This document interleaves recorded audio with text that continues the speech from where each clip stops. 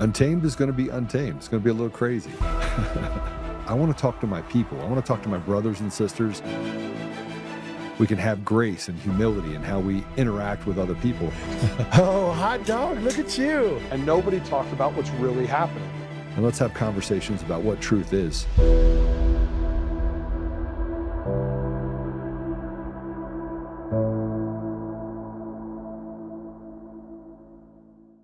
Tina Peters was released from prison yesterday thanks to clemency from Democratic Governor Jared Polis, and she immediately returned to her claims that Democrats are cheating on elections, that she was put in prison as retribution for finding evidence that voting machines flip votes. So first off, I'll ask each of you to answer just in yes or no format. Is Tina Peters telling the truth when she says that Democrats have rigged elections in Colorado using voting machines to flip votes? Ms. Kirkmeyer?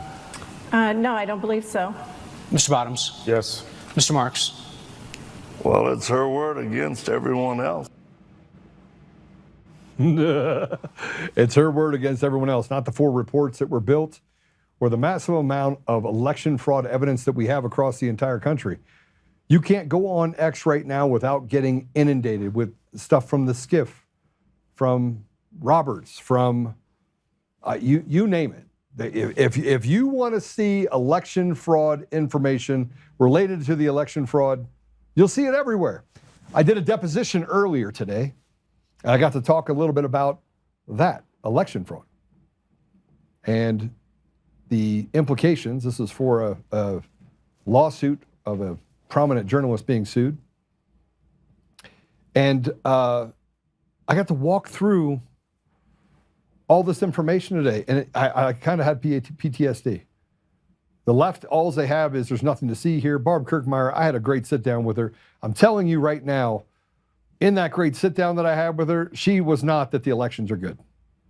And the flip-flopping that happens in elections, and you have Victor Marx saying, I don't even know what that is, word salad. Well, it's her word against everyone else. It's not everyone else. Over 70% of the people in the United States believe the elections are largely fraudulent in all 50 states, period. It's not up for debate. And no amount of gaslighting or the use of the mainstream media to abuse it as a bully pulpit to hurt people. But let me just tell you about the Colorado debate yesterday with Scott Bottoms, Barb Kirkmeyer, and Victor Marx. It was a setup. It was a setup. The whole thing was a setup. There was nothing legitimate about that debate. The questions were asked. We have Scott Bottoms in studio with me today. And frankly, they had to talk about me. They had to talk about me. I'm not running for governor, but they still have to talk about me. No matter what, they still have to talk about me. You want to know why? I'm credible. Not uncredible, I am credible. And you could say that I get upset. You could say I get angry. I don't. I'm a very passionate person about the people in my state and the people in my country, my fellow Americans. And as I did yesterday, and I walked through that model, super important that we talk about truth and we get to the bottom of it and we work on the things that are important to the American people.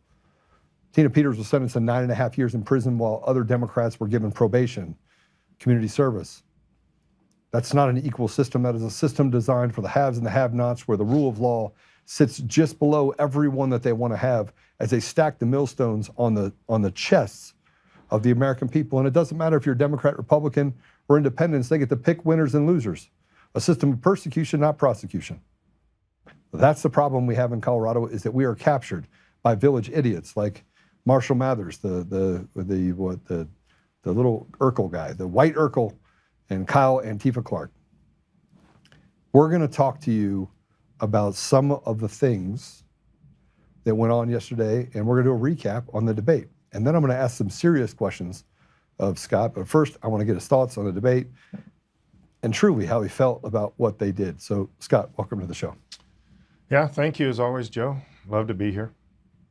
So the debate, in a general sense, it was obvious that I was asked big questions that there's no way I could have time to answer. There's no way I could, and even on some of the fraud and corruption stuff, I started to answer and it got too close for Kyle. So He immediately interrupted me and then just said, well, that's just, and he literally says, well, that's only 2.75 million of corruption. He tried to debate you in the middle of a debate where he's supposed to ask a question and fairly let you answer. Well, and because of the debate with at Colorado Christian University where Brown was he just overrode me, just spoke over me, interrupted me, argued with me. So beforehand, Kyle sat with the three of us and said, you know, if you've got any, if you answer a question, you want to come back, you know, raise your hand, we'll come back to you. If you feel like you don't have enough time, we just want to make sure we get the information out. You're not debating me, I'm just a moderator, you're debating each other. And then, you know, probably half the questions he asked me, he was debating me. I wasn't there to argue with Kyle, I was there to tell the people who I am, what I believe. So, I mean, and we had an opportunity to have like a coaching moment here before, and I was like, listen, just walk past the stupid questions, right? Right. And you already came to that conclusion, right? But yeah, it's difficult in the moment when you're asked a question and you know the information, you know what needs to be said about this, but you realize they have no intention of you answering that question. That was never the case. That's why at one point I just went after him on the sheriff's thing where he contacted every single sheriff in every county. And I just said, nope, we've talked to other sheriffs, you're lying. He is lying. Because he was trying to say he said this or didn't say this. And that's one of the moments when the entire crowd said, you just said that, you know. He wasn't ready for that. I didn't get to his question because he didn't intend for me to get to his question. But I did confront him on, he's a liar. He just makes stuff up. Well, I mean, him and Marshall Mathers, I call him Marshall Mathers just because, you know, he's like the stick figure Urkel Eminem guy. Okay. Look, I'm not a fan of 9 News. I think that it has done the most damage in the state. But let me, overall though, I think you did fine, given that you were in hostile territory. People were looking for you to react differently. They were looking for you to take those big punches. Now, I just got a video, and I was like, we need to do another debate. There needs to be another debate. All 3 of you on the stage, we're going to ask serious questions. Yeah, Victor Marx won't come to anything else. He was so embarrassing and just, I think he was humiliated because he didn't know anything. There's one time, I don't know if this was on camera, he's standing right next to me, obviously, and he just put his head in his hands and sat there on the podium just rubbing his face, and you could tell he was miserable being there. It was exposing the fact he knows nothing and he can't even communicate. He's not even a good communicator. Yeah, well, I think that whoever decided to put Victor Marx up there watched too many stories and used to be a big fan of Star Wars. Yeah, right. Yeah, I was watching, so from my angle, I was watching Roger Hudson, who I think Roger had prepped him. You know, obviously his team had worked with him, tried to give him answers, tried to give him information. And he gave those 2 talking points like right out of the gate, and he had nothing else. And I'm looking right past him toward Roger Hudson, and who I think he's his campaign manager. He does something like that. And you could tell Roger was miserable. He knew this was a crash and burn right in front of his eyes moment. But he had enough confidence that he could put Victor up there, and he made a major mistake. Well, he made a major mistake because, and I think that I'm rethinking what I think about Victor Marx, by the way. I don't think he could be governor at all. I don't think he should run for any public office. Matter of fact, I think by putting him up there, it shows the same disservice and the same amount of disrespect for Victor Marx as it showed for Joe Biden. Exactly. Like, they don't have the capabilities to get across the finish line, and by putting him up there, you're basically trying to disavow or sully the name of all Republicans. And this has been historically the problem, is that Democrats can put up a candidate that literally can't fog a mirror. And Republicans go and answer questions and they put someone up that looks silly. And the people that are the most brutal on the silliness is Republicans, which then doesn't do us any favors. Right. While the Republicans or Democrats are like, oh, isn't he such a good candidate? He's such a good candidate. Look at him. He's a mirror fogger. Yeah, this is, so I really was. We went out to dinner afterwards, our team and some other people, and And we were talking about this, and everybody is basically saying the same thing, that it appears that he was put up there to fail, that he is trying to pull down the entire Republican party in the process, that there was no intention of him winning. And I've been saying from the beginning, there has been no intention of him winning at all. In fact, what I think he was doing is, what I think he has been doing is to raise a bunch of money and then leave, and then put that into his nonprofit and continue to be wealthy on that side. But now there are people that are thinking, okay, he's the answer for the Republican Party. But I think he was put up there by the machine, and I don't mean like the Democrat-Republican, although it does have Democrat hands on it, but just to continue to tear down our party. Why do Republicans so easily attach to the conversation with somebody that they know has no ability, zero ability to win? That's what just continues to boggle my mind. And many people told me last night that him just being there brought everything down to a different level. Barb Kirkmeyer knows her information. She's liberal, but she knows her information. I know my information. I'm conservative. I know my information. Victor was just like put up there to disenfranchise the whole thing, it felt like. Yeah, well, I mean, it's tough when you have a candidate that is on the stage that is so different. Yes. It's so different. I mean, it's obvious that you serve in the legislature currently. It's obvious that Barb has been a part of this machine for decades. Yeah. I think the advantage of some of the questions they asked her were very pointed, almost as if they were rehearsed. Makes it difficult to get past the ability to understand, to be able to articulate the answers quickly. I think you did well under pressure, but let's talk about simple questions. First of all, I want to do this first. This is a video of you answering about Democrats overreaching in Colorado. I want to use this as a basis. Go ahead and play. Got to. Mr. Bottom, same question. An area where Dems have overreached, overplayed their hand, lost Colorado, and you will make major change. Thank you for the question. The simple answer is they've destroyed pretty much everything in our state. To pick one thing that I would put up at the front is day one, I'm going to go back to using the Constitution as our guide rule. We are not a constitutional state anymore. We have completely torn apart the Constitution. I've come down many times in the well at the Capitol at the microphone and argued this, that I've read the Constitution, say you can't pass this bill, you can't do this law. And they've come down, the Democrats have come down to the microphone and said, well, we'll pass the laws, you sue us. In other words, they don't care about the rule of law, they don't care about statute, they don't care about Constitution. Well, we're just going to go back to the Constitution. That affects Tabor, that affects Second Amendment, that affects parental authority, children, that affects water rights, that affects everything. And so we're just going to do a silly little thing called the Constitution. Probably your best answer of the night, because it really just brought people back to a place. How many people do you think in Colorado have read the Colorado Constitution? A good 15 or 20. People total? Yeah. Out of the 6 million, 15 or 20? Yeah, maybe a little bit higher, but yeah.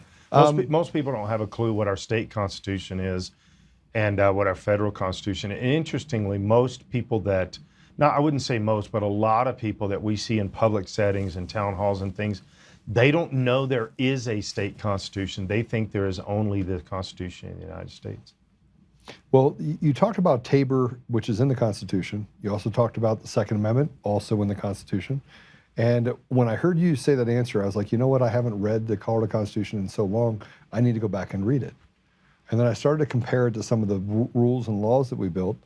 And Scott, are any of the laws that you passed in this legislative session legal, given that?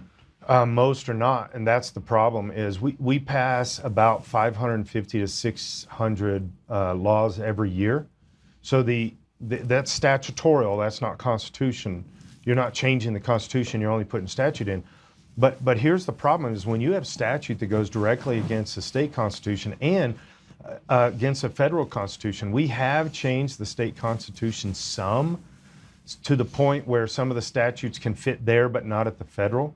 But here's the problem: we pass a few hundred laws every single year that go directly against our own state constitution, and then also even more added to it when you get to the federal constitution. All right, so let's look at some of these laws. Some of these have to do with illegals in the state, getting entitlements that are both mandated or given to the state Yes. by the feds and by tax dollars for the people of Colorado that are funding these entitlements. Yeah, there's been quite a few too, and then when you go over even some of the things that that fund bills that are unconstitutional too. It's weird how we actually run funding and appropriations to fund certain programs or plans or agencies or whatever, that they're not actually constitutional to be able to even do that, much less the bill. But here's a big one. This is an entire agency in the state of Colorado. It's Cover All Colorado. This is very egregious. It's for 25-26.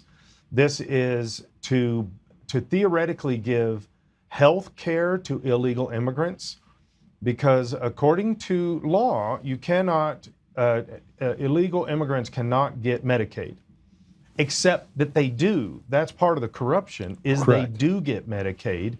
And then this bill was supposed to be $17 million for 25 and 26. Okay? At the end of 25, this $17 million, $104.7 million had already been spent in that program. And we're not even to 26 yet. So let me ask you a question. Why didn't it just shut off at 17 million and say we don't have any more dollars? Oh, because the budget's a joke. The budget's a scam. It's a shell game. We don't put any stops on any spending. We put it in the budget to make it look like, oh, well, this is what the budget is for. I mean, when people think budget, they say, oh, well, you have 17 million. That's all. There's almost no program that I've ever found.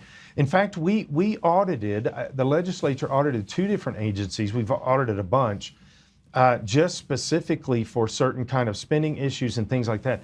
2 of the state agencies got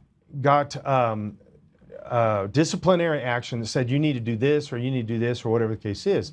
They have 9 months to take care of that. First, they have 3 months to begin the process, and they have 9 months to take care of that. And 2 of these agencies are already in the 10 years later. They still have not done anything that they were told that they had to do in some type of disciplinary action. Our budget, our statutes, our state, it's all a joke. We are so broken, so corrupt, so much fraud, waste, and abuse. There's no intention of, they weren't going to stop at 17 million, and they knew it. Same with abortion, transgender surgeries, any of this stuff.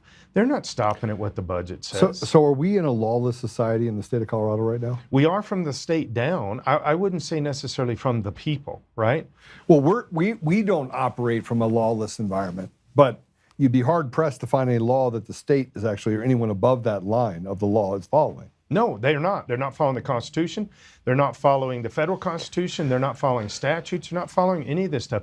And they believe that they will never be touched. That's why that stupid statement that Kyle Clark said last night, well, it's only $3 million or $2.75 million. It's actually 15 to 20 million, just in the grip. Just in that one. Yeah. And that was one example of the thousands of pages we've sent to them. But in his mind, okay, so it's $3 million worth of corruption. It's not that big of a deal. Why? Because none of them care. None of them care. So I built this model that kind of, can you guys pull up that model? Have you built it yet? Anybody built it? Probably haven't built it yet. Yeah, so we're in the process of building this model. But basically what I did is just get a copy, a snapshot of the whiteboard, if you would. I stepped away. And we can put that up. So I built this model. And there's this, the Magna Carta goes back to 1215 and 1645. It was used as basically a beating stick for the revolution that wanted to establish in England the fact that people should have their own sovereignty and they should have a seat at the table at their own either success or demise. Yeah. You follow that all the way through history from 1645, all the way through has been the standard by which England sat above the law and started to dictate down to us. And that the rule of law basically didn't apply to them. So you had the Revolutionary War. From there, we had the Civil War. Same thing happened, same behaviors happened. We had people that said, hey, we should be able to have slavery, we should be able to have taxation. And the people said, we're not into that. We're not doing any of that. North-South fought, came out the other side of it. But the principles of the Bill of Rights, the Declaration of Independence and the Constitution created standards Yes. that no one was above the law. Right. But you just told me that nobody's held accountable in the government. The legislature can do whatever they want. The judiciary can do what they want. You said you've looked at these offices, you've audited them. They're still not doing anything about it. They're not responding at all. And that's just two of the more egregious. There's plenty that don't. But let me give you a concept or a worldview, I guess, that will help with this, because it's interesting you bring up some of the founding and the Magna Carta with this. So when we wrote our Declaration of Independence and we send this to England, the reason that was so necessary at the time is because England saw us as a bunch of rebels, a bunch of people to be able to send money back to England, and they didn't even consider as part of the kingdom or whatever. We were just these rejects, right? And they needed to snap us in line because we're these rejects. That's exactly what's going on in our state right now. You've got this handful of people, the Democrat leadership, and you can't blame this on the Republicans. Although I don't want to just give Republicans a wash here. There's some corruption and fraud and waste and abuse in the Republican Party. I've seen it. I've personally seen it. But you got some pretty evil people in the Republican Party too. We do, frankly. And half of them either are not Republican or they're just out there. They're grifting. They're trying to get their own, trying to build their own little empire. Yeah. But here's what's happening from the handful of leadership. You've got your four major Democrats right now. That's Hickenlooper, Weiser, Polis, and Bennett, right? Those are the four majors, but they're not the biggest power players. They really are not. There's other people that are the power players, and they consider the people of Colorado as their little subjects, and they can get whatever they can get from them. They'll bleed them dry. Because I have people all the time ask, why do they keep taxing us? Why do they stop our businesses? Why are they hurting us? Why are they doing this? Because they don't care about you. You are just a pawn in their game. They don't care about corruption being known because they're too powerful. They don't care about you. Even take the Tina Peters stuff. I was on one show this morning, a interview, and they were one of the guys interviewing kept saying, well, we know that Tina Peters was convicted and all this stuff. I said, you were so full of it. The evidence that Tina presented, first, she was not allowed to present her own evidence in her own case. It was a sham trial. But that hard drive and everything else, why has Attorney General Weiser never investigated that? Never. Why has the judicial system 300 gigs of information? Yes. No, it hasn't even casually looked at it. Why is the justice system? Why have the district attorneys? Why have none of them ever investigated this? Because the people are just useful idiots to give money to the big bad leadership in the state capitol, the House, the Senate, and the governor's office. And how dare people like me get in the way and actually bring these subjects up and actually run for governor? That I have a very, very good chance of being governor, and that scares them to death because nobody's ever called their hand. Well, it's such a good chance that they can't stop talking about me. It's true. That one floored me. When Kyle Clark brought you up and then made it look like you're just wanting to murder all the people in I had to do a whole video on this. Yeah. I had to do a whole video on this. And I've explained it. I mean, you're a pastor. Revelations 2:9, Revelations 3:9 Right. talk specifically about people that say they're of the Jewish faith and or of the tribe, right? That hide behind good people, but they are actually the synagogue of Satan. In other words, they are the evil that is basically using good people as a shield for their misdeeds. Yeah. And I study the Bible quite a bit. I wake up in the morning, first thing I do is get the Bible verses just so I can keep my head clean. And by the way, if I didn't, I would probably go crazy. Yes. But they lied. But I do have to say, you had a really funny answer. Well, maybe. But they said, well, you have a place in your administration or in your cabinet. And you're like, maybe, but I'll have to keep away from Jews. So I had to keep myself away from me. The stupidity of the question, you just want to say, this is stupid. This is dumb. Why are you trying to spin something here that has no relevance in anything that we're talking about? This has no bearing on anything, but you're trying to make it something that is, that makes me out to be a bad guy, makes Joe out to be a bad guy, something. Whiteboard ready? Go ahead and put it up real quick. So Scott, just so you know, this is the whiteboard, and you'll see that the people are down there. President Trump got himself into some trouble because he put himself down here with the people, saying, hey, I'm going to try and protect the people. When he did that, he stepped below that line of law. And so, you know, the reason why I put this up, you have the CIA up there, you have the DOD, you have the IRS, you have cops, you have the education system, you have media, you have tech. So all of those companies and organizations up there, including the executive, judicial, and legislative branch, all have immunity. Yeah. Like all the things you're talking about, think about it.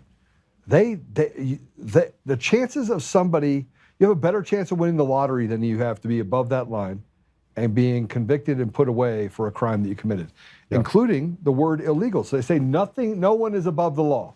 Right. By definition, illegals are above the law because they're here illegally. Right. Right? Right.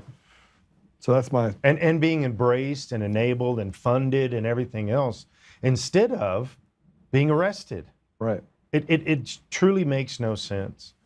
We have created an entire fake world that we're living in right here. And when, this is why my campaign team and we always talk about this, is I get labeled as an extremist. Yeah. Because of my common sense, everyday values that everyone else in the state of Colorado, pretty much everyone, has the exact same common sense approach, but I get labeled an extremist. It's bizarre. You can't be extreme when you're trying to protect children. You're not extreme when you're trying to protect parents, or the Second Amendment, or Tabor, or our constitutional freedoms, First Amendment right, 14th Amendment. You're not an extremist. But when the machine says you're an extremist, then you have to spend most of your time trying to defend that. Yeah, I don't actually defend it anymore. I just basically speak to the liars. I call them what they are.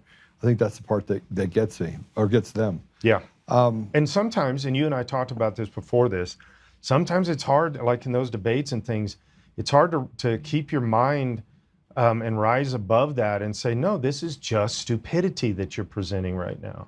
Because, well, answer the question. Well, it's a dumb question. Well, that by the way, that is an answer. Yes. I just want you to know that that's a dumb question. Yes. Let me tell you what's important to the people. And then you just go on to, this is what's important to the people, right? Yeah, agreed. So let's I want to, because people are asking the question, by the way, put comments up on the screen if you would as well for us. But I want to play this, because this is when Kyle Clark asked you about me, and your look on your face was like, I was literally, where is that question? What question? That's not a real question. Go ahead, play it. Mr. Bottoms, while we are on the topic of religion and politics, you said that you are deeply honored to have the endorsement of your good friend Joe Oltmann, the MAGA podcaster who has called for the execution by hanging of Colorado's governor, attorney general, and secretary of state, who he calls synagogue of Satan Jews. You said that Mr. Oltmann would have made a great governor himself, and you endorsed his failed run to become the Colorado Republican Party chairman. Do you also believe that Colorado's governor, attorney general, and secretary of state should be arrested, tried, and hanged? And do you also believe that they are synagogue of Satan Jews? Joe Oltmann and I disagree very strongly on the nation of Israel, very, very strongly. This is our biggest dividing point. We've gone around and around about it. I don't have a problem with the Jewish people at all. I also do know that there are indictments coming down pretty soon for Secretary of State Griswold and Attorney General Weiser. So just to clarify what you're saying, you believe that you have insider information that there will be a federal sedition indictment against Colorado's Secretary of State and Attorney General, sedition being a charge punishable by death. I just want to clarify, that's what you're saying? Yes, treason. And then the indictments are probably going to come down around mid-summer. There's also 4 other investigations. Do you share your good friend Joe Oltmann's view that they should be tried and, if convicted, executed? No, I'm not against the death penalty. I'm strongly in favor of the death penalty. But from the things that I've seen in the conversations they have, I don't think that it warrants that level. And a last question on this. If you're elected governor, would Mr. Oltmann have a role in your administration?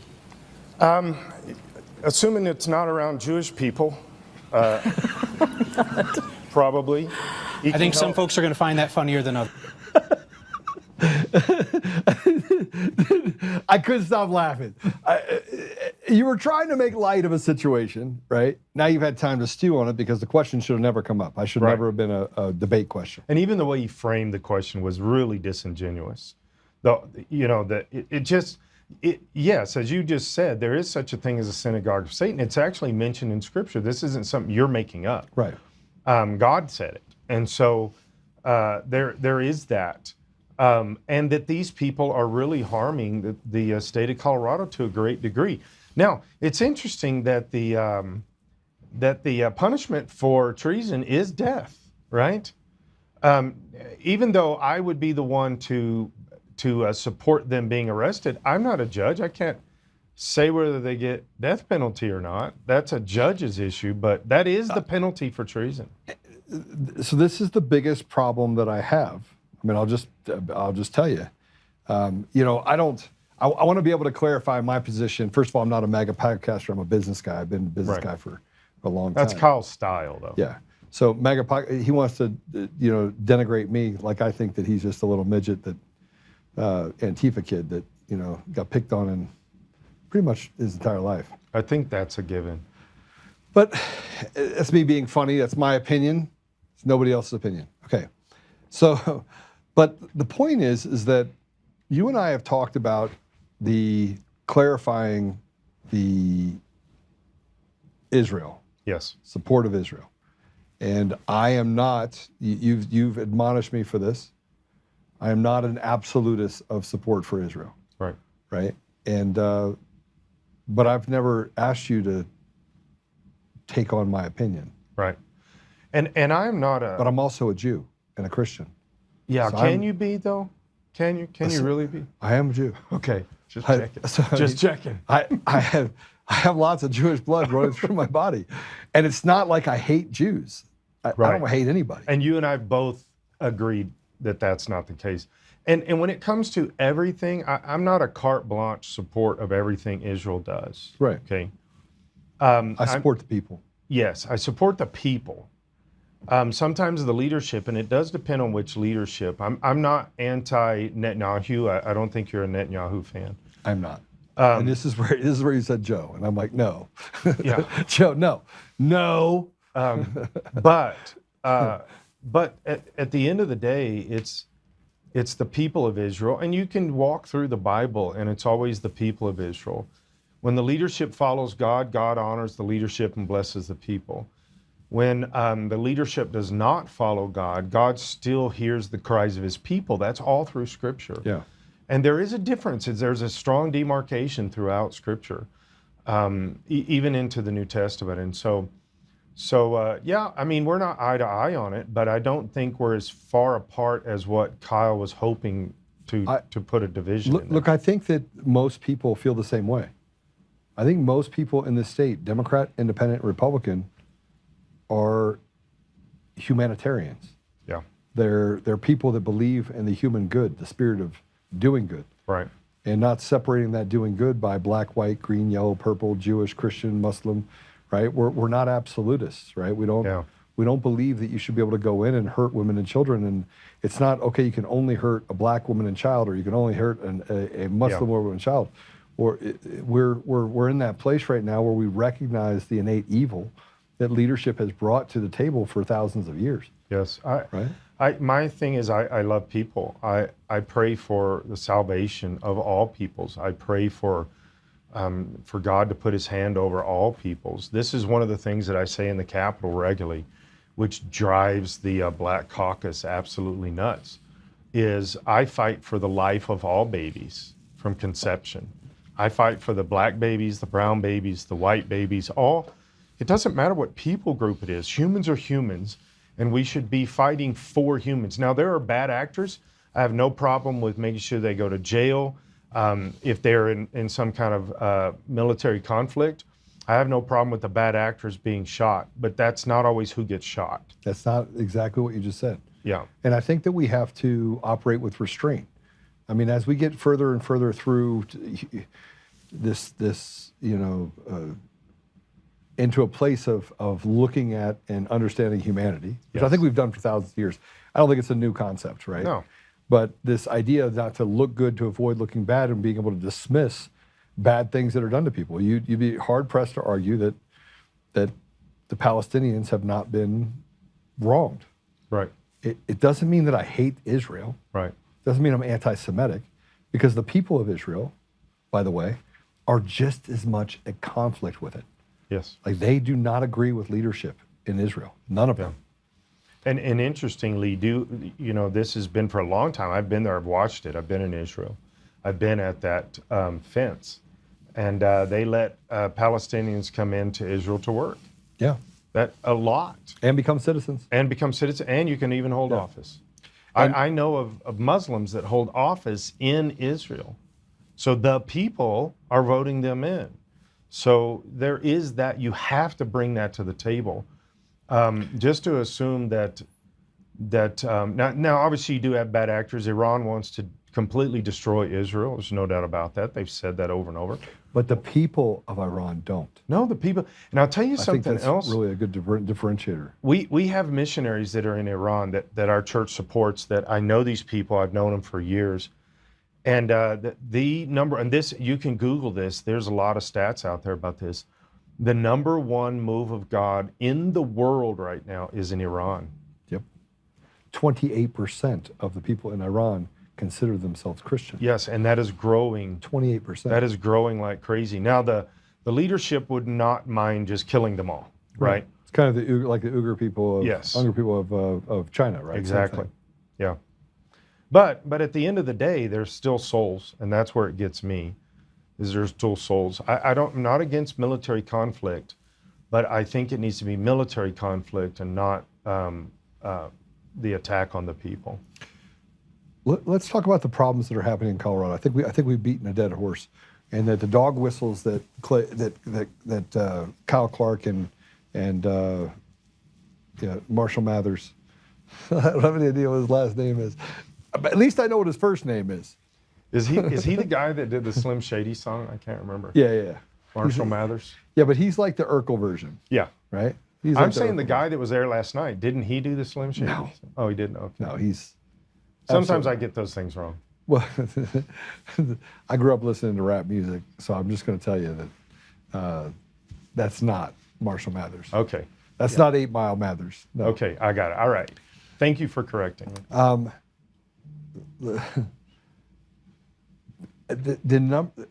want to say this to you, okay?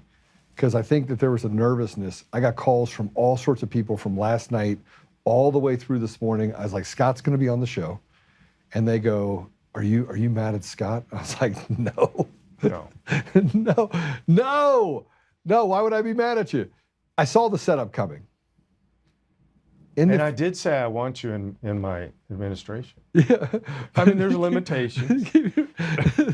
so just so everyone knows, if you don't see the video, one of my best friends and my business partner of 14 years is a gay, married, Jewish father of 2. And you'll meet him before you leave, obviously. But I think probably another 15 or 20 people here are Jewish. I don't think any of them. I'll introduce you to them. I'll say this is of the tribe, so you can have that in your back pocket. And they each of them know what tribe they're from? I don't know. I talk to a lot of Jews that have no clue of their tribe, and that's important to me. I think Larry does. I mean, Larry and Lisa do, for sure, sure. Got it. But these people love me, and I love them, right? And so the idea that they can create division inside my community, inside my family, I find despicable and disgusting, right? Because you can't love people, you can't do what I do. You can't do what you do and have a differentiator between races, religions, political affiliations, sexual orientation. You can't, right? Yeah. You cannot do fundamentally what I do and what you do and hate anybody. Yeah. Well, we even have coming. I don't make these things that public, and I won't tell you the details about this right now because you have to be on the email list to know exactly. But we have a conference coming up at our church this month that is specifically for the Jewish community and the Messianic Jewish community.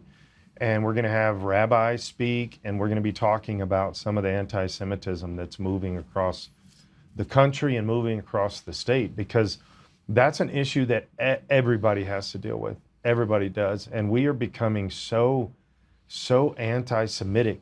That is people. That is not governments. That is not all this other stuff. That is the people, and the people of Colorado. And so I love these things. I absolutely love these things. I have been working with a handful of different Jewish groups for quite a few years now.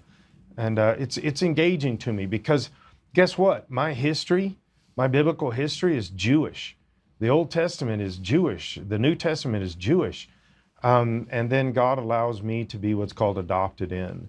And well, he didn't adopt, he grafted you in. Grafted you, yeah. I mean, that's a big difference. And I'm a huge proponent of really looking at what the promise is that, and curse, that Jesus stated. He said, no one comes to the Father except through me. I am the way, the truth, and the life, right?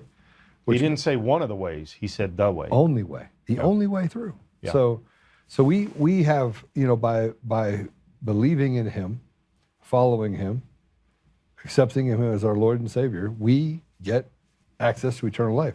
And that pisses a lot of people off. Yeah. We get grafted into something that has existed for thousands of years before we got here. Yeah, that's cool. So let's talk about policy, because I don't think we got to policy yesterday. We did not. I don't think any of it got to policy. We did not. The current budget's about $46 billion, the $45.5 billion, am I right? At the end of this year, it'll be $48.7 billion. Okay, so let's say it's $48 billion. In 2020, that budget was $31 billion. So that's an increase of about 55%. Yeah. Inflation has been about 9% over that same period of time. Where did the other 40% go? Because this is the thing, and how are you going to get to the bottom of the grift on the people of Colorado that's made their property taxes double or triple and has put us in a really bad position as a state? Yeah. Well, when we're addressing the budget, and we did that, you spend about 2 or 3 weeks in the Capitol addressing just the budget, voting on all the pieces, what's called orbitals, all this other stuff. And I did this, other Republicans did this, we ran amendments. Actually, a few Democrats did this because it was some of their bills were even being left out because of the shortfall, 1.5 billion in the hole. So these are amendments that I would run to say, well, let's take from this money here and let's put it over here, or let's cut this or do whatever. And we were always just voted unanimously, no, you're not allowed to do that. Well, here's the thing, is there's 4 areas that were the sacred cows. You couldn't touch this. So these are major chunks of money. You're not allowed to touch that. But over here, we can do whatever and play around, but you can't touch these. And then they come back and say— Which is a vast majority of the budget. Yes, vast majority. Yeah. Here's just a couple of things, is we are a destination state for abortions. All over the United States, you can come here and taxpayers will pay for those abortions. And even Kyle Clark tried to address this last night and said, well, that the numbers said that it was this, and those are lies. Those are absolute, complete, blatant lies. But he's not making the lie up. He's just regurgitating it. It is the Democrats in the House and the Senate that are making these lies up, including the Budget Committee, which Senator Kirkmeyer sits on. She's part of the problem here. She will not stand up against stuff. She won't touch the sacred cows. Transgender surgery, same way. Well, so let's address some of this really quick, because it was a game of how to create as many scarlet letters on the candidates as possible. Yeah. Right? So much so that Kyle was enamored with Victor Marx and called him out for, are you the most dangerous man or are you a con man?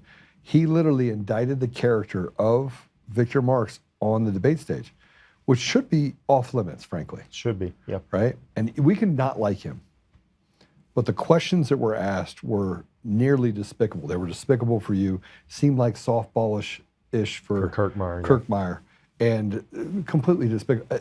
You could not find a worse set of questions to ask Victor Marx. I believe he was prepared for policy questions, and that is not what was given. No, it wasn't. I don't think he would have done well with the policy questions either, but we don't know because he didn't get there. He didn't get the opportunity. We do have a lot of issues in the state of Colorado we have to deal with. We have to deal with the budget. We have to deal with the corruption. We have to deal with constitutionality. These are strong policy stuff. I've got tons of executive orders already ready to go. We're already picking our campaign administration. I mean, not our campaign, but the governor's administration. Plus, Joe, would you like to be part of the administration? Yeah, you just have to let me hang out with Jewish people. It's my only thing is I got to hang out with Jewish people. I got to hang out with my tribe. Sorry. I don't know. I'll get back with you on that. But the only people that are actually against it are the radical leftists that don't believe in God at all. Yes. That are only Jewish by name only. Yeah. Right. That's it. I mean, if you look at the people who are faithless, I mean, even rabbis. Yes. Right. They will all tell you. They're like, Joe, sometimes you could probably say it differently. And I was like, I don't know how to say it. I want to say it just the way I say it. Yeah, let me be me. But they're like, I love you anyway. Well, but all of these things, we already know where we're headed once I take the governor's office. We already know a lot of the things that we're doing. Right. And these are built upon not just 4 years. I don't normally talk about this. I've mentioned it in some town halls. But when we first hired our campaign team in January of 25, and you met Corey out there. Yeah, Corey was part of that original team. We don't have any of that team except Corey left right now for different reasons. But the husband of one of the women that own that campaign team, he actually does a school out of Washington State to teach governors how to be governors and senators, congressmen, that kind of thing, at the federal level. And so for 8 months, every week, I went to school learning how to be a governor. Went right down through the Constitution, through statutes, all of the positions across our state that are appointed and all this stuff. I'm not coming in this with my eyes closed. You had my 4 years as a representative to this. We already know what we're going to do when I take that oath of office, and we're going to hit the ground running as fast or faster than President Trump did in his third election. And so, all right, so let's talk about something that's close to the heart of everyone in Colorado, and that is they don't own their home, Scott. Yes. Well, and there's a bunch of problems. The two major things to process here is, one is property tax. I think property tax is unconstitutional. I don't like the idea of it. It is not okay for somebody to continuously be taxed every year for something they've bought. Right. It's like if you went and bought a flat screen TV and then every year you get a tax bill on that. Yeah. Well, no, I've already paid my taxes. And this is also what is used by the state to get older people out of their homes. Either they're living in their home and they've paid it off, and then all of a sudden their property tax doubles, or their property tax almost triples, which we've seen in the last 5 years. Now they're literally taxed out of their property. Tell me how that's legal. The state can tax you out of your property? It makes no sense. And you shouldn't rent the property from the government to begin with. No. You should be able to own your property and own your property. It shouldn't be this thing where they get to come back and assess an entitlement against you. I really truly believe it's unconstitutional. And when I become governor, we're going to fight it on constitutional basis first. But I'll probably have to do an incremental thing. I can't just say no property taxes, right? You could. I could, but man, you talk about trying to fight that one. But here's the thing: we can incrementally. You could have a consumption tax. You could have like a 1% or 1.5% consumption tax across the board. Well, that's what we used to have years ago, right? That's how our country started, was a consumption / sales tax. And you had imports had tariffs on. Yes, and that's part of how we did it was tariffs. I also don't believe income tax is constitutional either. Income taxes goes to the state, property taxes goes to local, so we do have to restructure the local property tax, but that's not a problem. I'm going to be meeting with Governor DeSantis's team. They are debating this right now in the Florida House. You know why they're debating it? No. Because the people are fed up. Yes. Well, we're so tired, and we're so taxed that they can tell that it's not just heating up. Right. Like people are getting to the point where they're giving up. There's like, you know what? Screw you guys. Yeah. They can see that line of law and everything above it is designed to treat them like slaves. Yeah. And it's only the people. Yeah, at least they have a governor and a House that'll address it. Ours wouldn't even let that get out of committee. We would not be allowed to have this subject come to the floor. Right. But we can, and we'll do it. We'll do it incrementally, kind of like Florida's doing. I've got a couple of different ideas, but we're still working through it. I don't know the exact of how that is right now. But that's why I'm going to go meet with their team and say, look, show me what you've done, how you've done it. What is the tier system? We can do it in a time frame system too, rather than a tier system. We can do things like if you're over 55, no property tax. If you've already paid your home off, no property tax. If you're military, no property tax. I mean, we go right down the line with some of these things that make it so that we can get to no property tax in an overall sense, I think, fairly quickly. But we just got to stop that because people can't afford to buy homes. They can't afford to do any of this stuff. And then on top of that, we have to deregulate just like crazy. We have so many regulations, so many fees, so much red tape. And now we just passed a law this I think it was about February this year, where, and man, we fought against this, but they just, we don't get any voice in that building. And so that basically now they're saying that the state can override county building and planning commissions. When they say we don't want a large apartment complex right here in the county, the state now has the authority to say, no, we will tell you what you can have. That's why they didn't want Douglas County to become a home rule. That's exactly why. And then they lobbied so hard for it, and then you have stolen elections. All right, so let's talk about elections really quick. Okay. You're running for governor. I am. And I think you have a good chance of winning. I really do. But I think that you're going to have to make it too big to rig. Yes. Which means you're going to have to give hope to Democrats and independents and stay away from the loonies like Kyle Clark, right? Yeah. Or at least be able to silence them with a factual smack in the face, right? Right. So the election systems are still not legitimate. Right. And they haven't been for some time. We've done all this investigation into the elections themselves. How do you overcome that in such a way that you give people confidence so that they show up at the polls in order to vote? Well, let me go on. There's two questions there. Let me address. The first one is, how do we deal with corrupt elections and me getting to voted into office? The other half is the unaffiliated and the Democrats and hope and stuff, because that's actually a very big subject. So here's the thing. I already mentioned and you and I have talked about this a lot, the sedition charges for Griswold Weiser, right? And I personally believe that Polis is part of that, but that's, I don't think they're going to be pushing anything on Polis. No, I agree. And here's the reason why. Here's one of the many reasons why. First, it's very difficult to indict a sitting governor, right? It just is. But we'll see after he's out of office. But they did it in Michigan. They sure not did. Michigan, but Illinois. Yep. And well, they've been talking about it in Michigan too. They've been saying they're going to do that in Michigan. But here's the thing. I think the reason that Polis let Tina Peters out had nothing to do with compassion. I've seen so many people, specifically Republicans online, saying, well, finally he has a heart and he had compassion.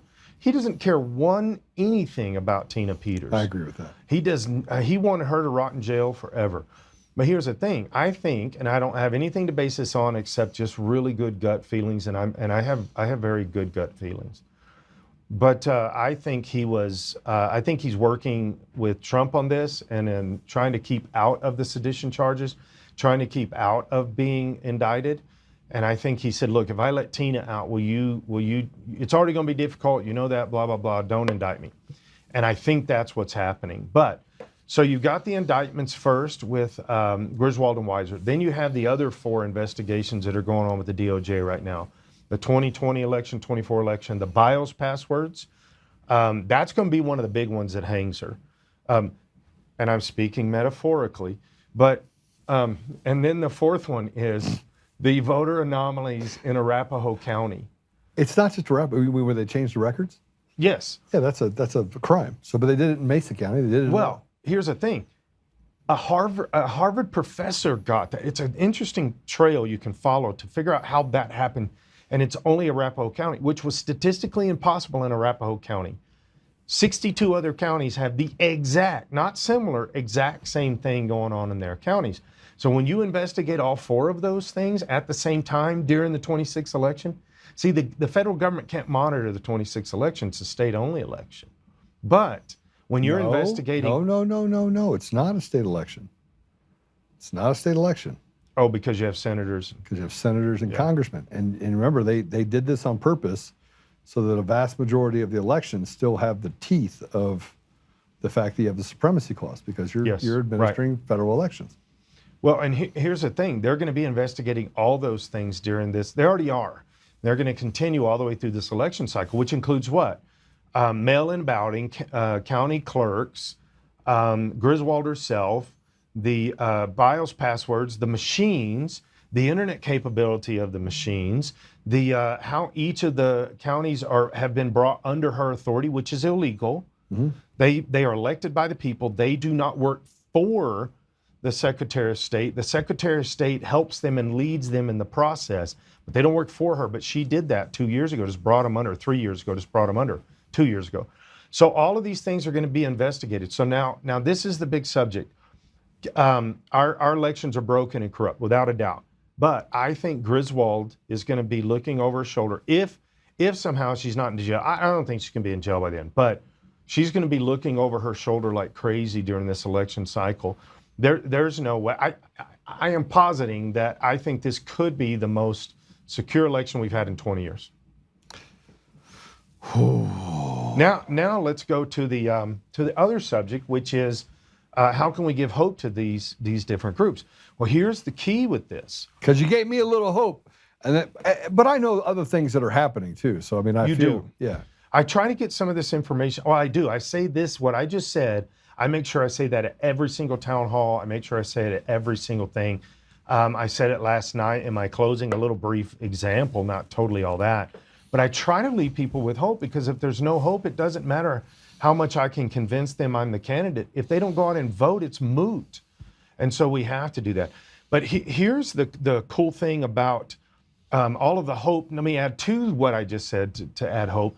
Democrats all over the state are pulling away from Democrat leadership. They're not okay with it. 85% of our state does not want boys and girls sports. That is 85%. That's every party. You've got some kind of little fringe over there on the side that says, yes, we want boys and girls sports. So the Democrat leadership, things like legalizing prostitution, that got a lot of people's attention. In fact, that got a lot of the yellow dog, blue dog Democrats, whatever you want to call them, in the rural communities. That really got their attention. The transgender laws, all of those kind of things. So we know, we're doing our numbers constantly. We know that we need a major chunk of Democrat voters. Specifically through Denver to Fort Collins, with Boulder included. But we're actually getting a lot of these numbers from the rural communities, which we didn't expect. That we know that Democrats are pulling away from the leadership. They're going to vote for a Republican governor. Now, it's not going to be a Republican governor that thinks the economy and potholes is what's going to get us there. The Democrats have never crossed the aisle and voted for Republicans because of the economy. They just never have. Never. Because of potholes, because everybody says they're going to fix the potholes, right? So, right. But you also have unaffiliated, and for a long time, unaffiliated, when you ask the questions, and by the way, phone polling is a thing of the past. Nobody uses phone poll. Yeah, maybe some archaic campaigns do, but when you ask the questions to unaffiliated, they used to say, well, I lean Democrat. 60% would lean Democrat, 40% would lean Republican. That's not the case anymore. No. That's not even the conversation. The Overton window had moved so far that it has. People are like, I think I'm right now. And on top of that, they don't even use the party names as how they answer their questions. Like, let's say you did pick up a phone and call an unaffiliated voter and ask them, are you going to vote Democrat or Republican? They're going to say neither. But that doesn't mean they're going to vote for the unaffiliated candidate. It means Republican and Democrat's not what they're looking at. They are not part of the parties because the parties have been lying to them. Yeah, well, they've betrayed them. They've betrayed them. Yes, I've been lied to. And you realize I get attacked as much or more by Republicans than I do Democrats? Oh, I know. They just come at me constantly. Well, the unaffiliateds now, they're saying things like, Well, because you asked the question, what causes you pain? What causes you joy? What will you stand for? Those kind of things. And it's always family stuff. I want to stand for parental authority. I want to stand to protect children. They understand that our state is so trafficking and so pedophilic and all of that. And so they say that. We are seeing right now that close to the 80% mark, unaffiliateds are leaning toward family values, no boys and girls sports, these kind of things. Right. Well, guess what that does? That actually leans into me, not any other candidate out there. Okay, so let's we're going to play a little game here. Okay, I like to play a little game because there's a bunch of questions that have come up that I've been walking past. So I want to put this out there for you. If you have a question, please put it in the comments. I'm going to try and bring up Pilled. Guys, make sure that you put it up there too. So we have Pilled, Facebook, ask a question, and I will ask that question of Scott. I'd like it if most of them come from people in Colorado, but if you're not in Colorado and you want to have the, and you want to be able to where in the world is it? To ask a question, please do. Okay? All right. I'm going to ask you a series of questions. Okay. I'm not going to talk about Victor Marx yet because I want to have a little fun with it. I want to make that to be like, that's like eating ice cream. It's like dessert. Yes. All right? 1 or 2 sentences of what you believe. Yes, no, right? Trade schools. Trade schools are on the rise. That is the future. And Trump made sure that the Pell Grant can now be used for trade schools. Would you include things like getting your pilot's license and things like that that are fundamentally things that we have to have? We have to have smart pilots that literally go to school. Would you include flight school in the trade school environment? Yeah, there is. So we have what's traditionally white collar, blue collar. Mm-hmm. I think there's a mid collar that's busting out right now, and it's people with certificates, certain things like pilot training, things like that, that are not, you're not getting the degrees, but these are actually more sought out after in a lot of the tech realms and things like that. My son has so many certificates, and he's making some fat money at Boeing, and he didn't finish college. All right. Education standards, 24% of kids that graduate from high school in the state of Colorado graduate proficient in math, science, reading, and they are prepared for the real world. In other words, to go on to college. Yet 47% of kids that graduate from high school end up going on to higher education. How do you bridge that gap, number one? And two, how do you create a standard of education in Colorado that eliminates some of these social programs and allows the parents to have a seat at the table?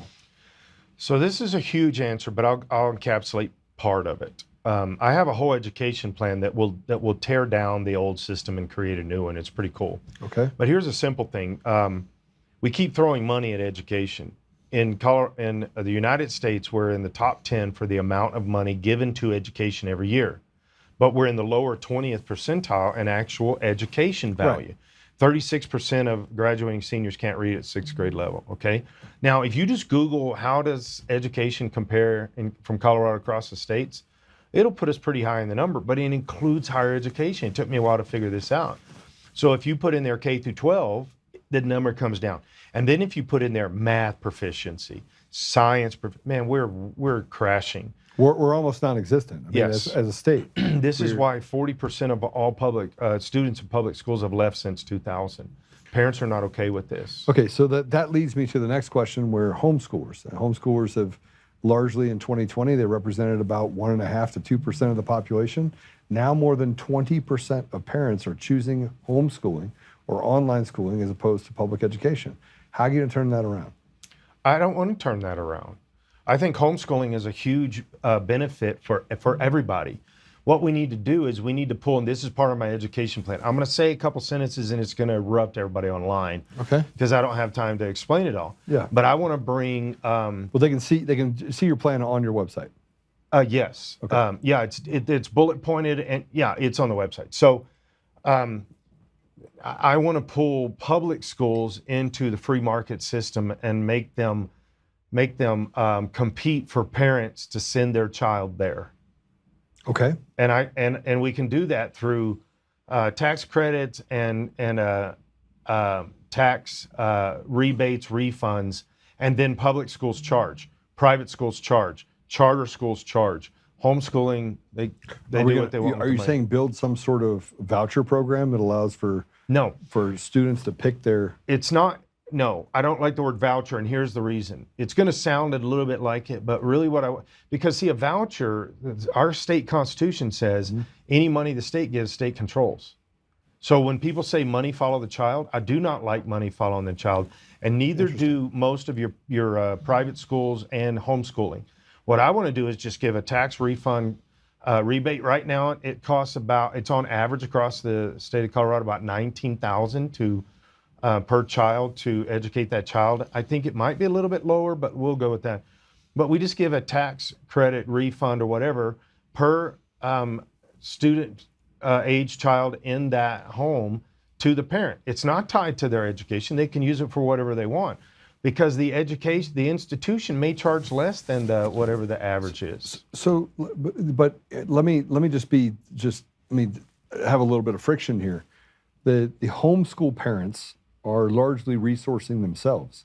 Yes. Right? And if they were given access to $13,000, $14,000, $15,000, that could drastically increase, number one, their ability to participate in extracurricular activities, such as sports, but two, it would even the playing field with some of the resources they have available so that they can pool together as parents and create a system that allows their children to get the best educational experience possible. Yeah. And right now, they're having to give up that money for the private school or the public school environment, and they're still having to foot the bill.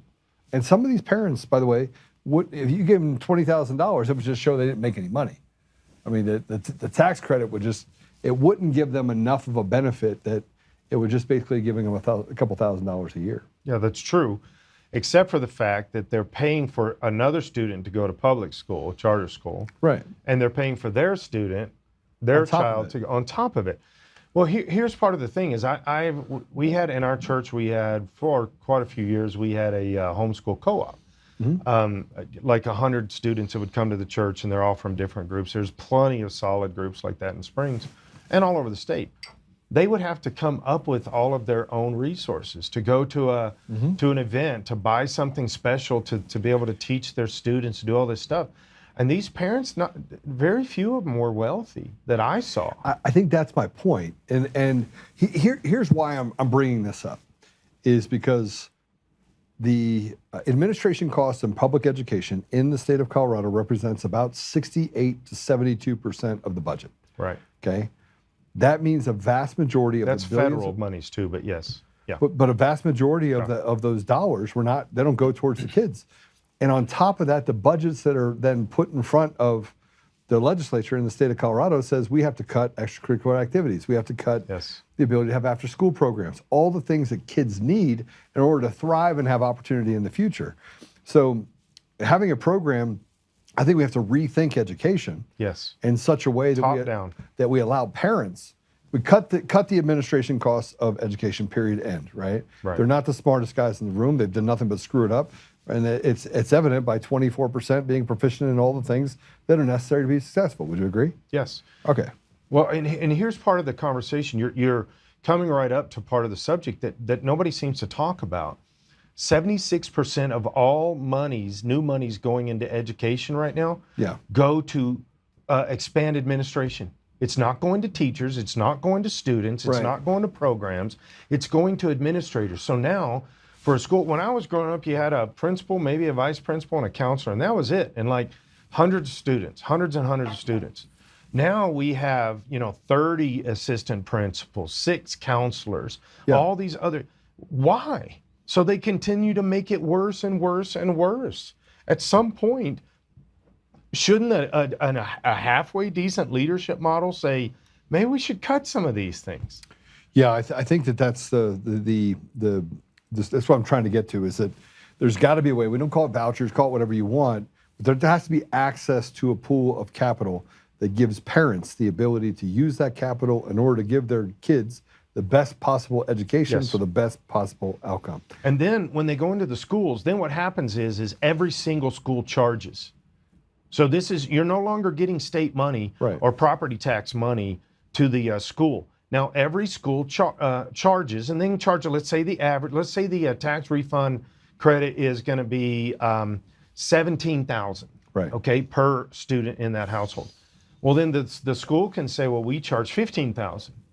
Or they can say, we believe, and by the way, I presented this to a group of principals, assistant principals, teachers in 3 school districts at the exact same time.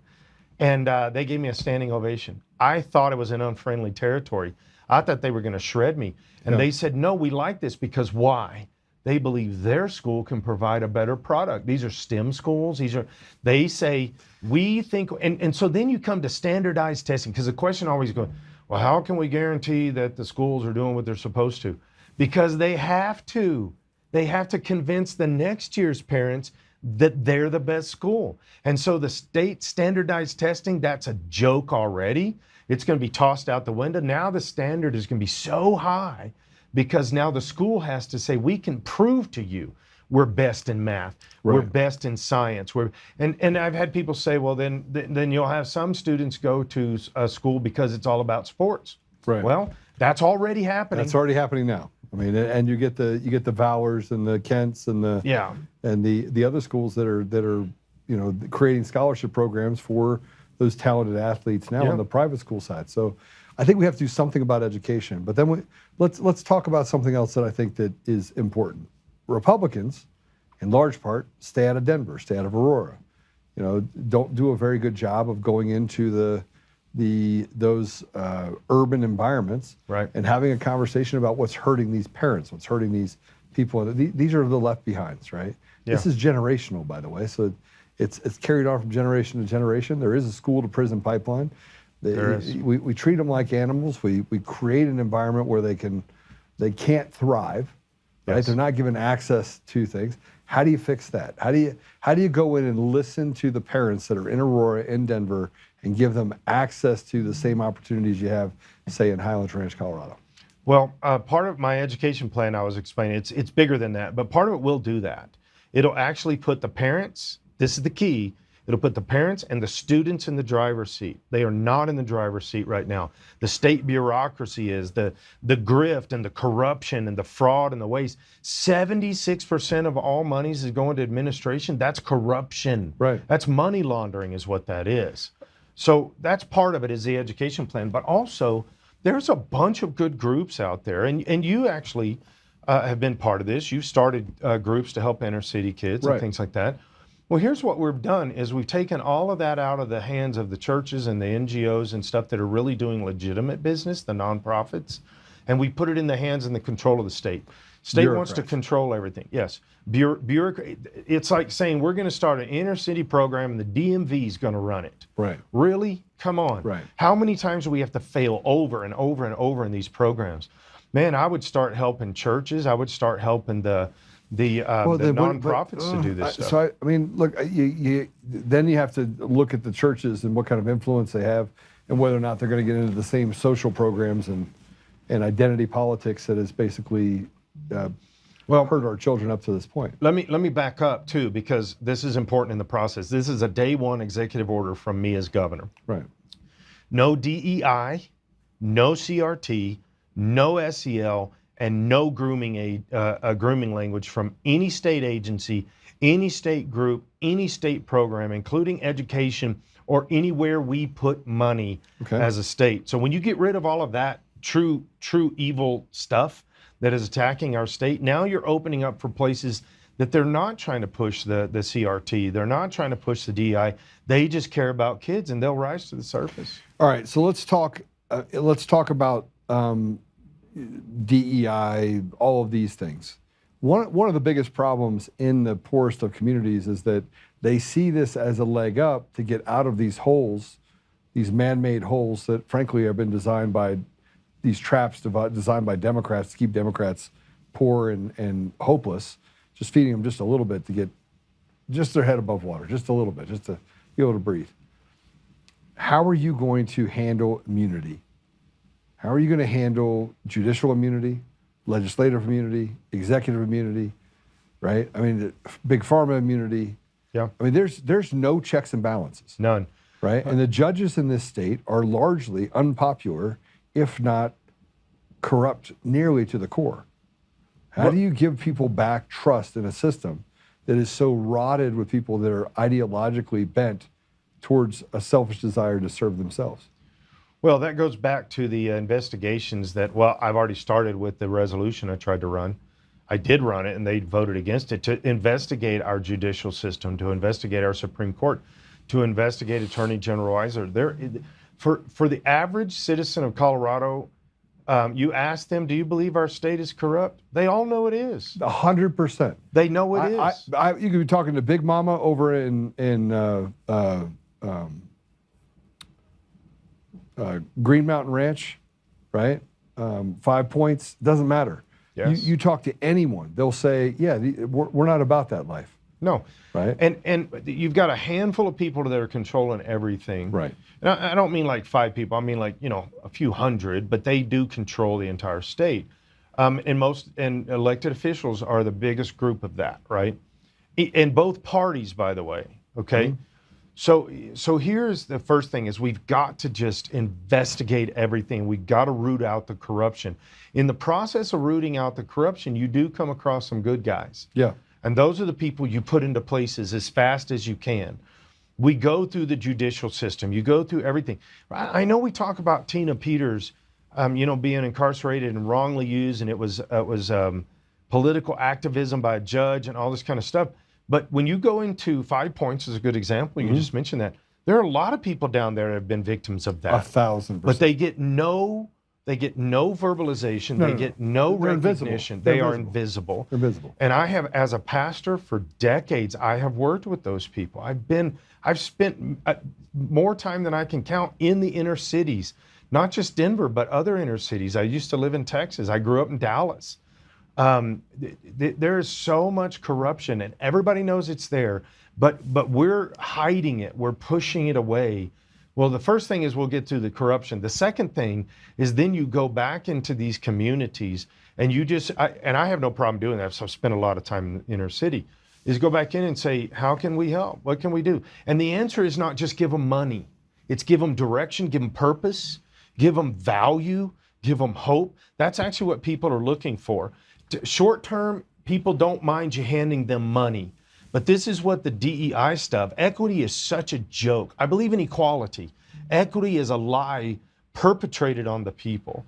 And what it says is, well, we're going to give you a little bit here and stuff like affirmative action. We're going to give you a little bit here, but you're never going to get ahead.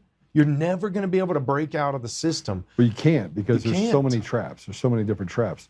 So then, there's so many things that are broken for people, right? And we could talk about wolves being introduced in big parts of the budget, $20 million, $30 million for a wolf. Yeah. Right? That we didn't need introduced in Colorado. They could have just breed up in Canada, right? We don't need them. So you have these constant pet projects that get created that leave the people behind. Yes. And so how do you pick winners and losers?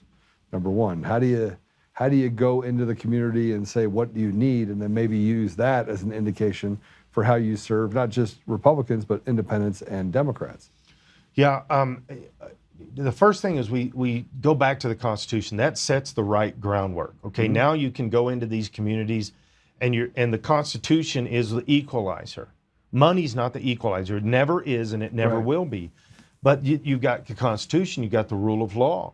And then you go back into these communities and you try to help them with, okay, now that we're going to actually put the bad guys in jail and not the good guys, we're not going to abuse the good guys. We're going to help the businesses. We're going to help the community. What are the things that we can do? The idea, you always get this conversation. We want to defund the police and run the police out. If you go into the inner cities, they do not want you to get rid of the police. No. That is the only thing that is keeping them from the bad guys. Now, does that mean they're going to step out on the street corner and call these bad guys out? No, they're not going to. And that's where we have to support the police, make sure we're putting the bad guys in jail and keeping them there. But then now you can say, okay, now we're taking the crime away. We're moving that away. Yeah. It's not instant. It's not instantaneous that you're going to throw everybody in jail and throw away the key. No. Right? There has to be a system that allows for people to become rehabilitated, which then leads me down to the criminal justice system. These are SGAs. These are pseudo-government agencies that are acting on the better half of, and they're doling out punishment. Right? Yes. correctional facilities that feed people food that's so substandard. Yes. That people are getting out of prison with their skin that's raw. I mean, I've never seen anything like it. It's crazy. Yeah, I've dealt with this for years and years and years, where and part of the reason is because as a pastor of a church, when somebody gets out of jail or prison, we try to help. We do ministry in jails and prisons. Yeah. I've done that for years. I can't tell you how many jails and prisons I've been in as a visitor, but on the record. So when these people get out of jail, get out of prison, they find guys like me because we've been investing in them while they're in there. Right. And it's amazing how you basically walk out and you're kind of just discarded. Yeah. You're of no value now. We have to bring, I always try to come back to this because it is so important across every subject in dealing with all of these inner city prison, all this stuff, is people have to be valued and not fake, but really you are important. This is why I believe in life so much. God breathed life into everyone. He breathes his spirit into everyone. And what we have to do is try to help people find that and capture that you are important. You are important to society. You are important to people. Now, don't break the law. Don't do something stupid because that you devalue yourself. But when you are going by the law and you're trying to be part of the community, and I know there's groups out there that try to keep people from doing that. I understand there's nefarious people out there that take advantage of a lot of people. But do the best you can. Get plugged into a church. Get plugged into the YMCA. Do something. There's too much bloat on top of the line of law. There is. And bad leadership leads to bad policy, which leads to bad outcomes. So all the policy problems that we have here are breeding bad outcomes for our young people. Yes. And they can feel it. Democrat, Republican, Independent, they can feel it. Yeah, politics doesn't actually play into it at that level. It shouldn't. It's good guys, bad guys. And I think that they see bad guys. They see almost all bad guys. All right. So everybody's skimming. Everybody's got their hand in the pie. Everybody's got their hand in the pie. That's for personal gain. That's what drives me. For personal gain. Yes. Yeah. And they don't care if they destroy somebody's life in the process. They're irrelevant. All right. So here's a question Jeff says and this is yes or no, Bibles in the classroom. I would love to see that, yes. Yeah. Would you restore something to the judiciary, yes or no? When you say, I swear under penalty of perjury, under oath, that I'll tell the whole truth and nothing but the truth, would you restore so help you God to that? Yes, so help you God. Here's what I would like to see too. Yeah. Make judges do that. Yeah, I think that's the truth. Make lawyers make them do it. Make them do it under God, though, right? Yes. So you go in there now. It says, "Hey, I promise to tell the truth, the whole truth, and nothing but the truth." Yeah, according to my friend the squirrel. Yeah. So you're not allowed to add, and I now end it with, "So help me God." Yes. So help me God. Hands down, yeah. Okay. So, so much stuff here. Let me finish up because we're out of time. You answered a lot of questions, right? And the rural community just wants to know that you're also going to look out for their best interest. You're going to protect the farmers. You're going to bring back, and I think this is overall, I've already read your entire platform. Protect the farmers, bring back energy, right? Yes. So bring back the ability to drill, baby, drill, yes. right?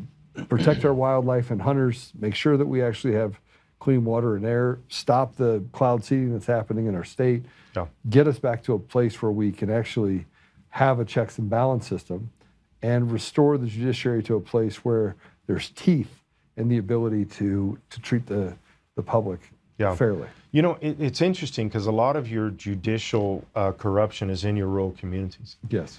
And that's where people are hurt the most, and specifically, of course, Denver. That's where your child protective services and things like that really do some damage. I'm very much about the rural community. My first step back into, I was born in Colorado, but my first step back into as an adult in 1996, I pastored a church down in Rocky Ford. Man, I love that area. Just great people. Our church was about 70-something% Hispanic.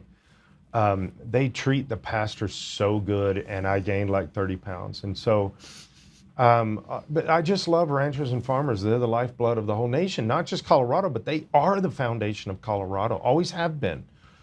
Here's a big one. We've got to stop selling our water downstream. We have to stop. We have to renegotiate that deal too, right? Well, here's part of the deal with it. So you're talking about the 1922 compact, probably, right?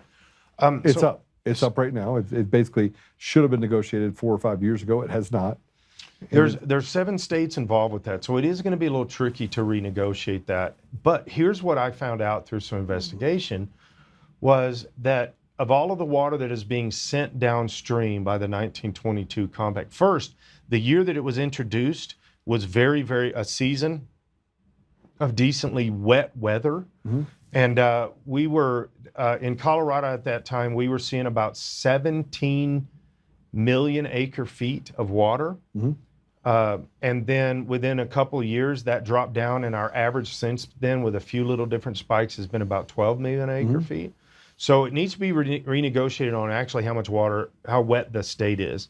But here's something else, is the amount of water that is supposed to be leaving the state of Colorado due to the 1920 compact, 33% more is being sent downstream because we've had people sell it downstream. Right. We could cut that off immediately, just boom. I don't care who sold it. I don't care what their argument was or what their contract is. We will, boom, we'll just put it to the vote of the people and say, let's cut that 33% off immediately. And now you have something to actually negotiate with, and we're keeping a lot more of our water. I agree with you fully. More importantly, I agree that we should get to a place where the people have more control of what happens in their community, and I think you're for that. So now I get to dessert. I get to talk about Victor Marx a little bit. Let's do this. I do appreciate all you answering the questions. I think this is the type of conversations that people in Colorado want to have. They want to know what you're going to do when you get into office. Obviously, you'll have an administration that in large part will be pushing on some of those buttons. But more importantly, you're going to do what gives people back the authority to govern themselves. Let's play this if we could. This is you and Barb Kirkmeyer describing Victor Marx. Let's go ahead and play it. Just cut 6. But Scott Bottoms and Barb Kirkmeyer, you have both said that you will not support Victor Marx if he is your party's nominee for governor. Mr. Bottoms, you have described Mr. Marx as a con man. I stand by that. I also said he was corrupt, and I also said he lies, and he lied to me personally. He conned my church.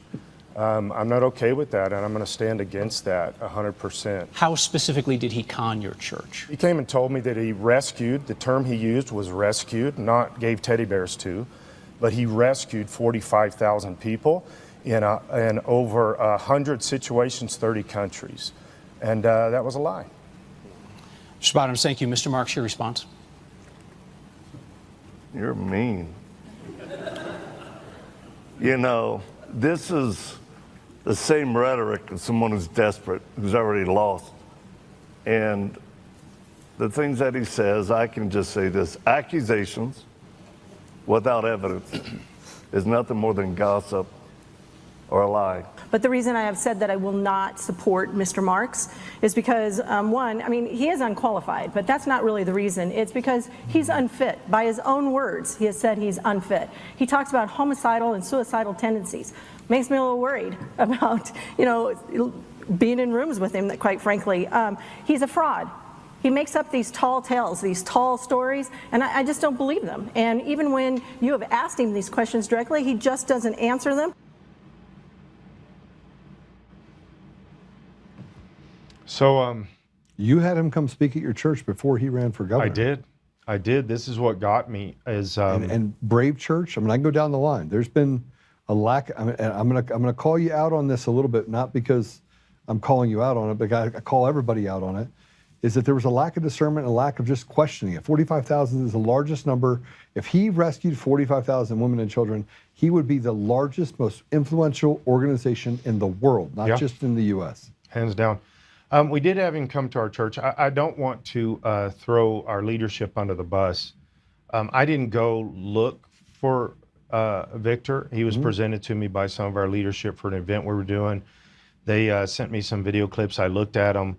I didn't know anything about him. I saw him disarm a guy with a gun. That was about all I knew. I didn't actually know he rescued kids until he got to our church. Now, is that on me? 100%, because I'm the leader.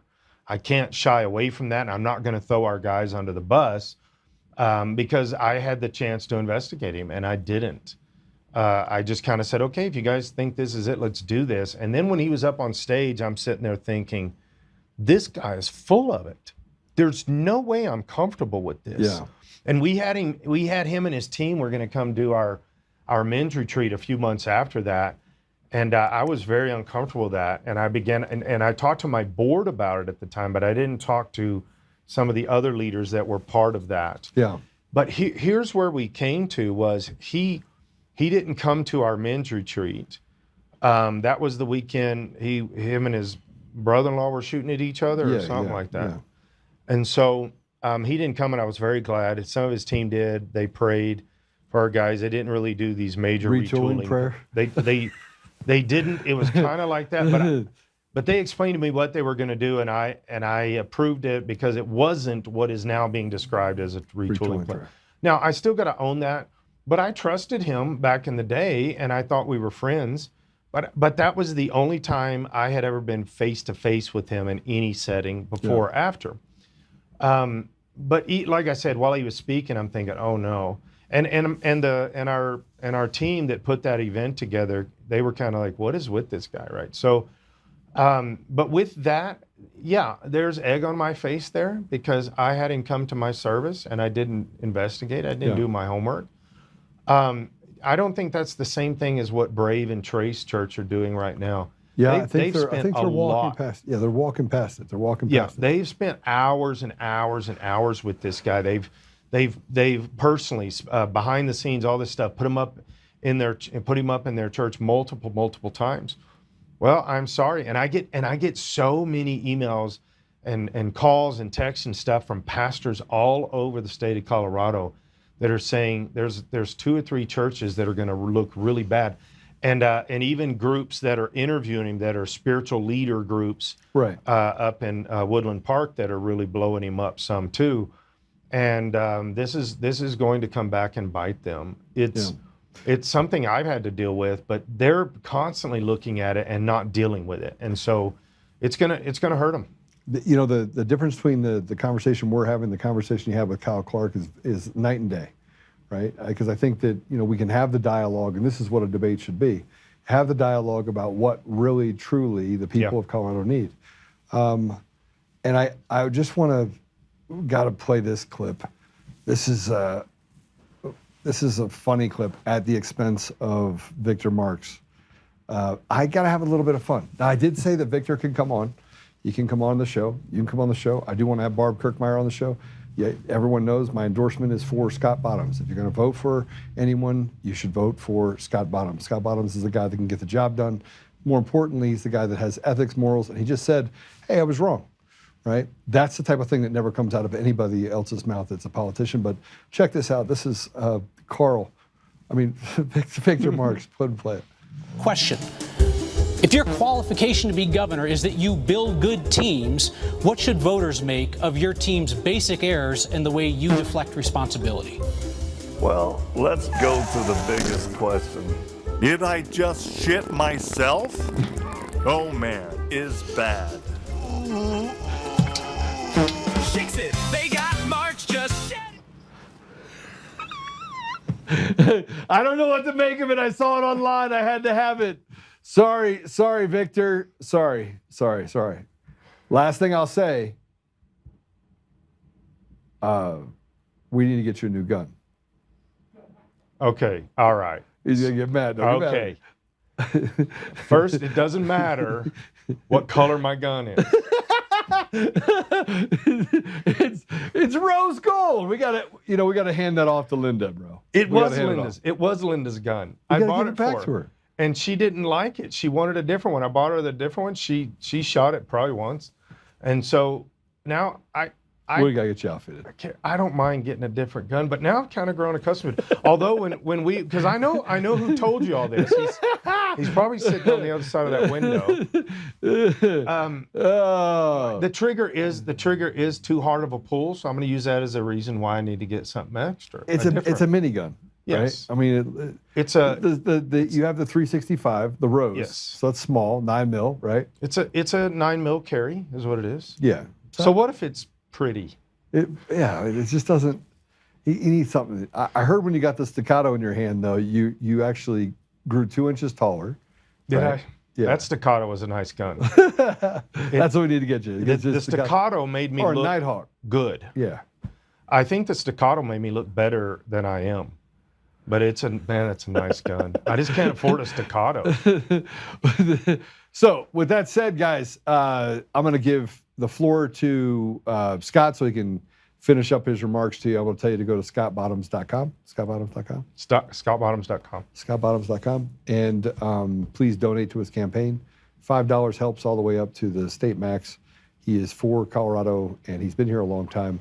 He also served the country honorably, although it was in the Navy, so I'm not sure we can, he had a lot of air conditioning. So I did. which he won't apologize for. He's like, you know what, if you get the chance to get air conditioning, who'd run away from that? I certainly wouldn't. So I give it to him. So here's my argument with the Navy.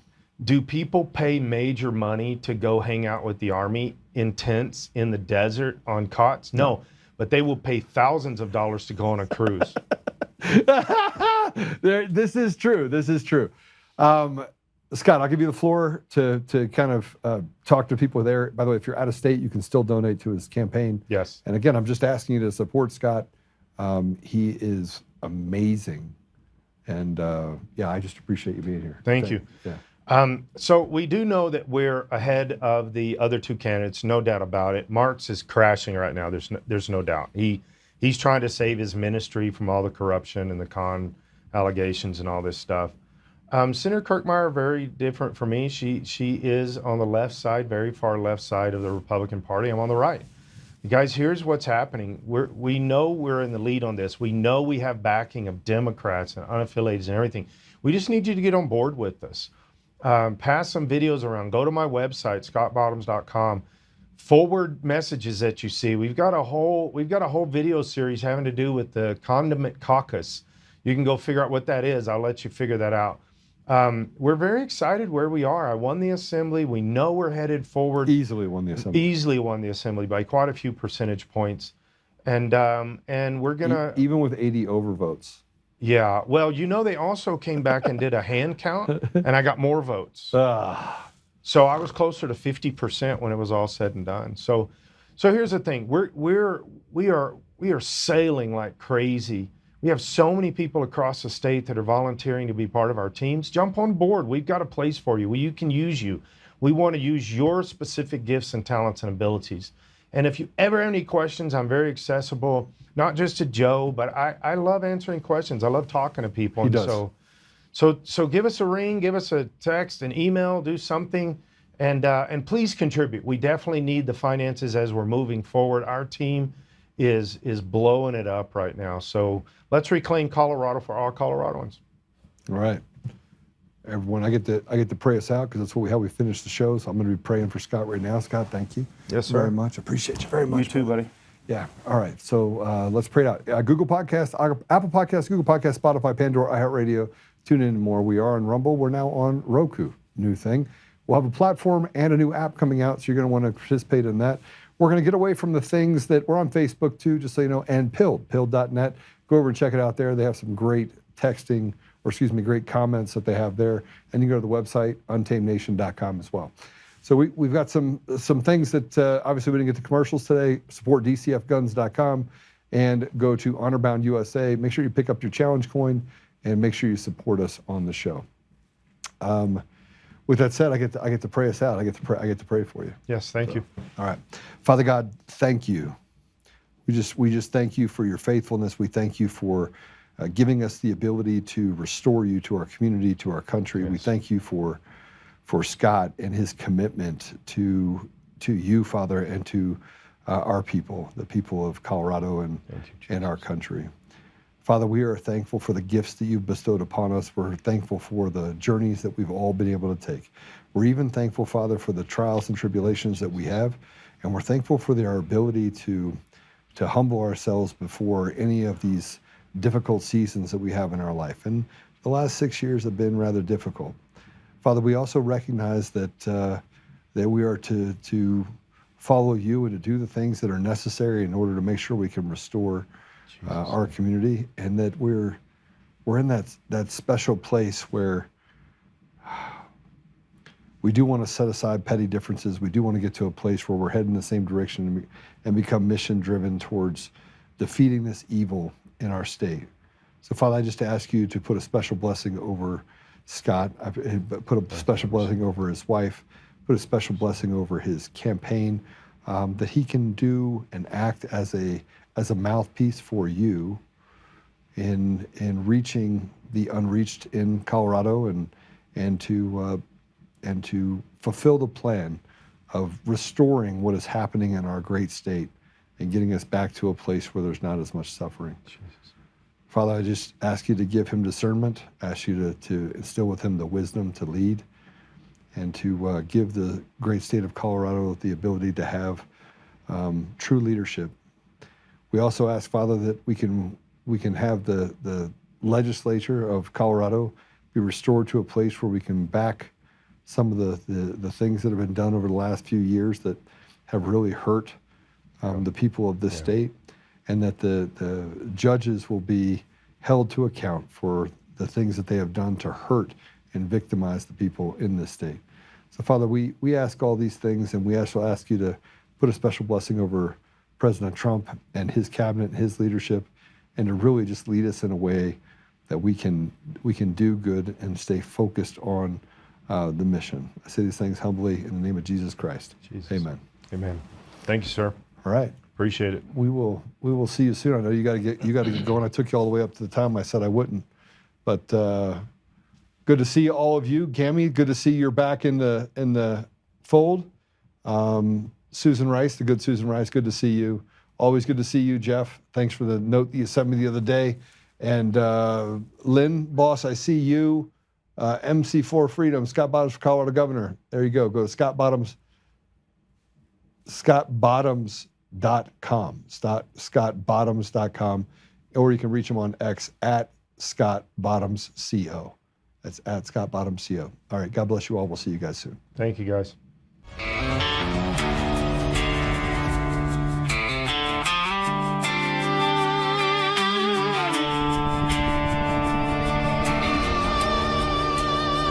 Rise up untamed in the heart of the fight where the wild ones roam. Joe Oltmann's calling, bringing truth back home. From conservative daily to this untamed fire, we shatter the silence, lifting spirits higher. No chains can hold us, no lies can prevail. Authentic and fearless on this rugged trail.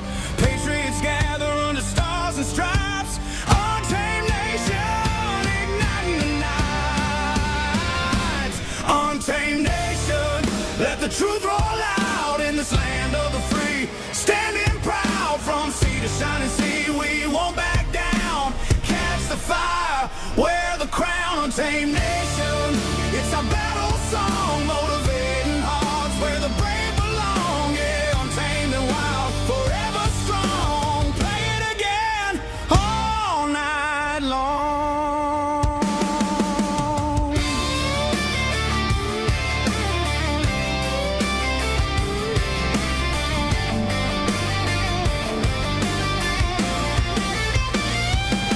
Break the mold, chase the real, no more games, time to heal. Joe's voice leads the untamed crew. Truth matters through and through. Untamed nation, let the truth roll out in this land of the free. Standing proud from sea to shining sea, we won't back down. Catch the fire, wear the crown. Untamed nation, it's our battle song, motivating hearts where the brave